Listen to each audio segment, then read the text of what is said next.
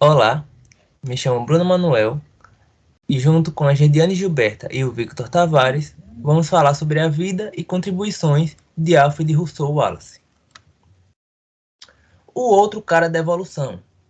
Tirado da escola aos 14 anos, perdeu o irmão para a febre amarela no Brasil. Passou por um naufrágio que destruiu suas pesquisas, mas nada o impediu de bolar a teoria da seleção natural, antes mesmo que Darwin publicasse suas descobertas. Ninguém plagiou ninguém. Charles Darwin mesmo disse que nunca viu coincidência tão assustadora. Se Wallace tivesse lido seus rascunhos, ele não poderia ter feito um resumo melhor. Mas a história quis que Wallace ficasse restrito aos rodapés de textos e menções breves nas aulas de ensino médio. A questão é, por que alguém com ideias tão revolucionárias também não é reconhecido como o pai da teoria da evolução? E assim vamos conhecer como o homem que, com um pouco mais de sorte, poderia ter se tornado capa do livro didático de biologia. E quem foi Alfred Russel Wallace? Ele nasceu em Usk, no país de Gales, em 1823. Nesse mesmo ano, Darwin já tinha seus 14 anos e estava se preparando para entrar na faculdade de medicina. Porém, Wallace nasceu em uma família de classe média em decadência. Aos 5 anos, Wallace ingressou na escola fundamental em Watford Grammar School. Uma curiosidade é que, aos 14 anos, Wallace sai da escola por conta de problemas financeiros da sua família, encerrando aqui a sua única educação formal que ele teve na vida. Após isso, ele foi para Londres viver com seu irmão mais velho, John, em 1837.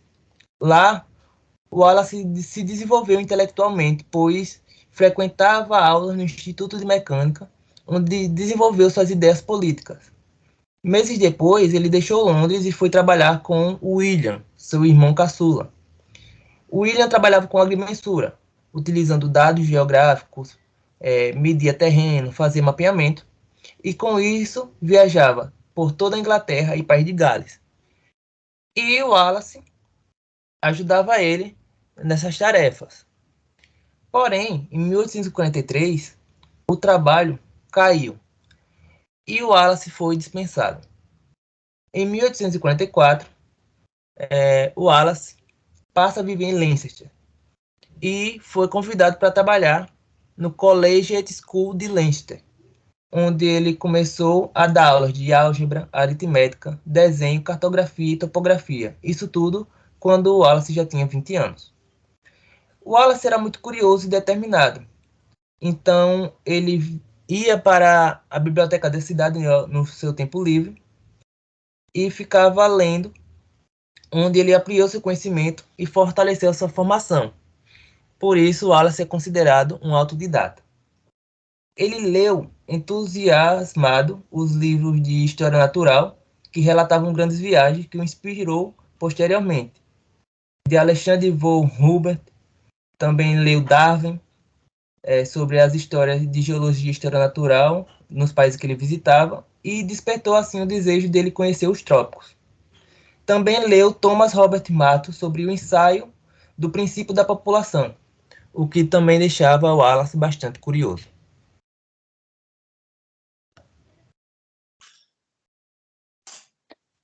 Foi enquanto professor que o Wallace conheceu Henry, e era com esse amigo que ele passava horas na biblioteca estudando e coletando besouros. Eles disputavam quem coletava os besouros mais interessantes, as espécies mais diferentes. Então, ele se torna um amigo de descobertas de Wallace. E Wallace propõe que os dois façam uma viagem com destino ao Brasil. Henry também era naturalista e acaba que topa a ideia de Wallace e os dois partem com destino ao Brasil.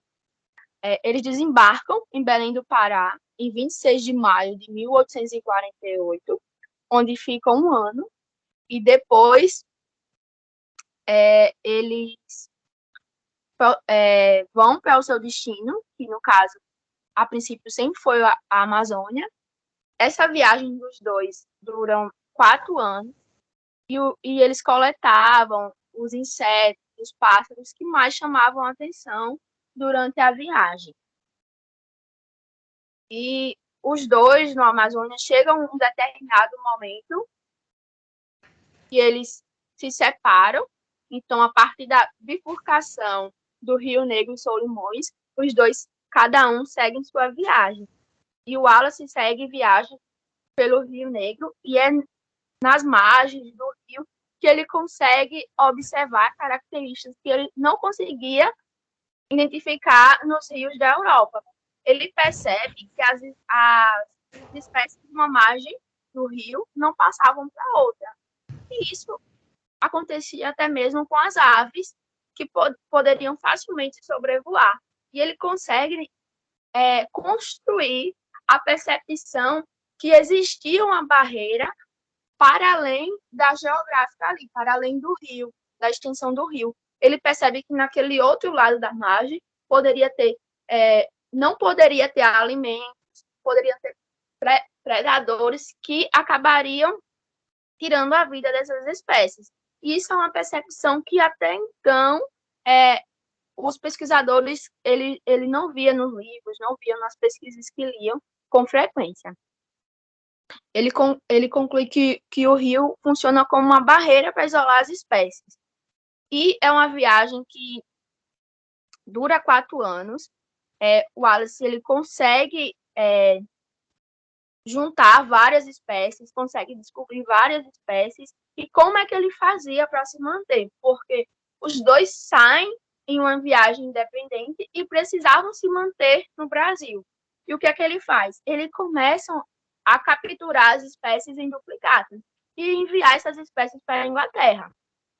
Então, até então, tudo ia bem sucedido. E quem ajudava o Wallace a enviar essas espécies era seu irmão.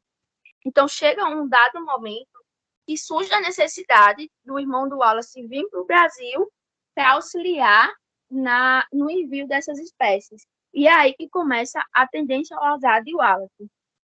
A vinda do irmão começa a desencadear eventos que vai fazendo o Wallace passar por situações que até então ele não esperava. Ele perde o seu irmão para a febre amarela e aquilo acaba criando um cenário de luto, de medo. O Wallace via em outro país em luto e com medo de também ser infectado pela febre amarela. Então, ele decide ir embora. Ele recolhe todas as suas anotações, as espécies que ele fez durante os 4 anos e vai embora.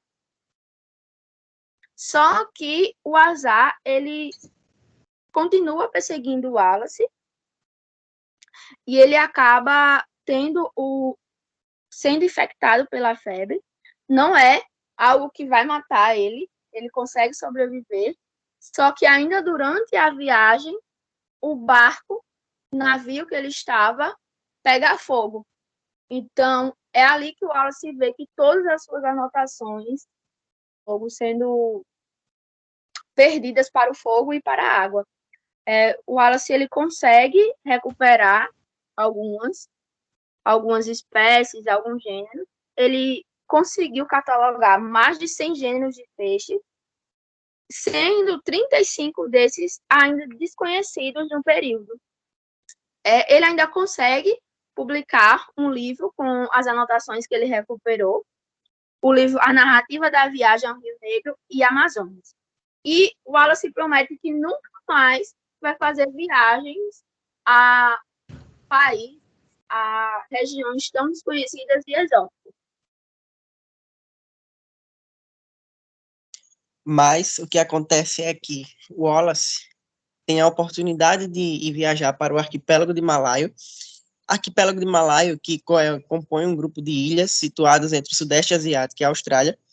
E ele pensa assim, bom, vou subverter o azar e vou continuar a viagem. E aí, chegando lá no arquipélago de Malaio, ele se depara com diversas criaturas exóticas. Tanto é que uma das duas criaturas que ele mais se deparou foram os sapos voadores de Wallace, que são sapos que têm como se fossem interdigitações nos seus dedos, que fazem com que eles consigam caminhar em superfícies que tenham água, por exemplo, e também as abelhas gigantes de Wallace, que possuem em torno de 6 centímetros. Estas são apenas algumas das 125 mil espécimes que Wallace ele coletou durante a sua viagem no arquipélago de Malaio. Como eu falei, o arquipélago de Malaio, ele vai ter lá a Indonésia, Filipinas, Timor-Leste e outros países. E aí eu pergunto, você já teve febre? Podemos dizer que todo mundo teve febre, mas provavelmente a febre nunca foi uma febre parecida com a febre de Wallace. A febre de Wallace, em uma das suas crises, quando ele foi picado por um determinado besouro, ele lembrou que os besouros tigres, os quais ele identificou ao longo de toda a sua viagem, ele modificava de acordo com o ambiente que ele era encontrado. Então, por exemplo, os besouros tigres encontrados na praia tinham a cor da areia. Os besouros tigres que eram encontrados em lama, por exemplo, eles tinham a cor da lama, ou seja, aquele animal ele se camuflava, ele se adaptava ao local. E a Wallace também começou a perceber e a anotar, e quando ele começou a anotar, ele escreveu isso em uma folha, ele começou a anotar que os animais que melhor se adaptam ao ambiente são os que melhor se reproduzem, são os que mais se reproduzem naquele ambiente. Então, a gente acaba vendo aí uma seleção natural.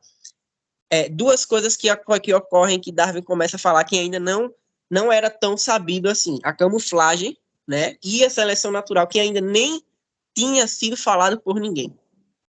Então, Wallace observa esse besouro e escreve um artigo sobre isso.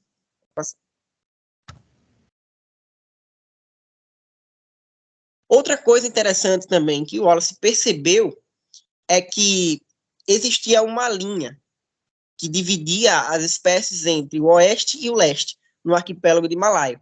Esse limite, chamado de linha de Wallace, ele foi muito importante porque, como já foi falado anteriormente, o Wallace ele lia bastante sobre geografia, sobre biogeografia, inclusive trabalhou com agrimensura, e isso foi importante porque, mesmo antes das teorias das placas tectônicas surgirem, o Wallace já conseguia identificar a influência de alguma coisa que dividia ou que dividira essas ilhas outrora.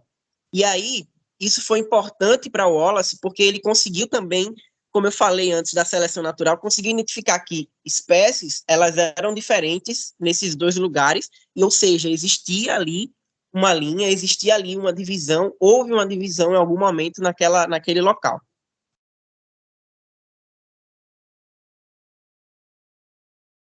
E aí, como eu tinha falado, o Wallace ele começou a escrever lá sobre os besouros tigres, sobre a linha que ele observou, as diferenças entre as espécies.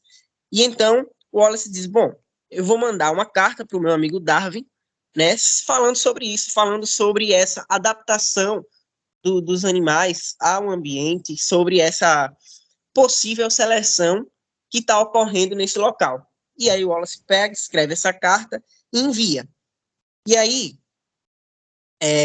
enviando essa carta, o Darwin ele recebe essa carta e ao ler, ele fala aquela frase que foi falada logo no começo, que como se ele tivesse imitado, então, na verdade, não houve um plágio de ninguém ali. Na verdade, os dois meio que chegaram na mesma conclusão. Só que, na verdade, a gente sabe que não é bem assim.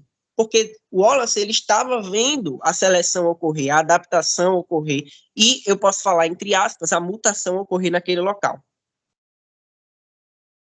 E aí, o Darwin, recebendo esse artigo, ele vai escrever, recebendo esse artigo de Wallace, escreve outro artigo e manda para um congresso que houve, e o nome do artigo que ele escreve, que Darwin escreveu para mandar, é sobre tendências das espécies de formar variedades. Ou seja, Darwin ele mandou um artigo para publicação com ideias e com resultados que o Wallace obteve. Ele enviou esse artigo e publicou. E a ideia meio que ficou como se fosse de Darwin. né? Ficou como se fosse algo que Darwin tinha feito. E aí o que acontece é que Darwin ele ganha um reconhecimento muito grande, só que na verdade a gente sabe que não foi somente ele, né? Nós tivemos o Wallace também trabalhando nessas coisas. E aqui nós podemos destacar nesse quadro algumas diferenças que podem diferenciar ou juntar os trabalhos dos dois. O Wallace, primeiramente, não acreditava que as espécies poderiam herdar características adquiridas. Já Darwin, ele acreditava que as espécies poderiam, sim, herdar características adquiridas. Ou seja, isso parte um pouco da ideia de Lamarck, como a gente sabe, que os caracteres, eles podem ser herdados através das gerações. Outra coisa é que o Wallace não acreditava na seleção sexual. O Wallace abrangia mais, porque o Wallace estava vendo ali na prática, como por exemplo os besouros tigres, que não era só uma seleção sexual. Tinha uma seleção ali que estava ocorrendo, uma seleção natural, porque os que não se pareciam com o ambiente ficavam mais visíveis e morriam mais rápidos, diferentemente dos outros que se adaptavam ao ambiente e, por exemplo, os besouros tigres que viviam na praia tinham cor de areia. Então, eles se camuflavam melhor dos predadores. E Darwin acreditava fielmente na seleção sexual. E outra coisa que o Wallace ele falava é que a seleção natural ela teria um limite. Já Darwin ele não concordava com essa teoria. Pois, como eu disse, Darwin ele acreditava mais na seleção sexual. Então, isso não teria um limite. Na verdade, isso seria só o começo para que a mutação ela fosse concretizada.